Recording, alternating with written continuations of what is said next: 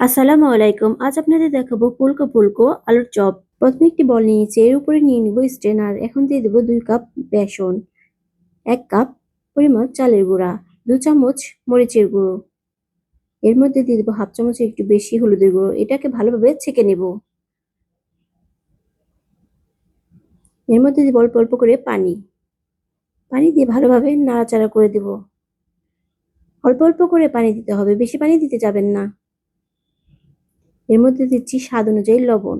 এটা যত ফেটাবেন তত ভালো হবে, তত ফুলকো হবে, মচমচে হবে। এটাকে এখন রেস্টে রেখে দেব। সেদ্ধ করা আলু নেব, এটাকে ম্যাশ করে নেব। একটি কড়াইতে কিছুটা তেল দিয়ে বোম্বে মরিচ দিয়ে দিয়েছি আর পেঁয়াজ কুচি দিয়েছি। এটাকে ভালোভাবে ভেজে নেব। এর মধ্যে দিয়ে দেবো স্বাদ অনুযায়ী লবণ। এটাকে দিয়ে ভাজা ভাজা করে দিয়ে দেবো ডিম। ডিমটাকে ভালোভাবে ভাজতে হবে। হয়ে গেল ডিম ভাজাটা। এর মধ্যে দিয়ে দেবো ম্যাশ করা আলুটা, দিয়ে ভালোভাবে মাখাবো।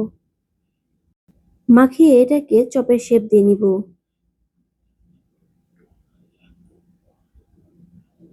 আরেকটা করে দেখাচ্ছি, দেখেন। সবগুলো আমি করে নিয়েছি। মাখনের ব্যাটারটার মধ্যে দিয়ে দেবো আদা রসুন বাটা। এটাকে দিয়ে এখন ফেটাবো। এর মধ্যে দিয়ে দিচ্ছি হাফ চামচ বেকিং পাউডার। দিয়ে এখন আলুগুলোকে দিয়ে দিব। কড়াইতে গরম তেল দিয়ে দিচ্ছি। এখন এগুলো এক এক করে দিয়ে দিব। দেওয়ার পর দেখেন মাশাআল্লাহ ফুলে উঠেছে কতটা। এপিট ওপিট করে আমি ভেজে নিয়েছি। দেখেন হয়ে গেছে ভাজা। হয়ে গেল আমাদের আলুর চপ।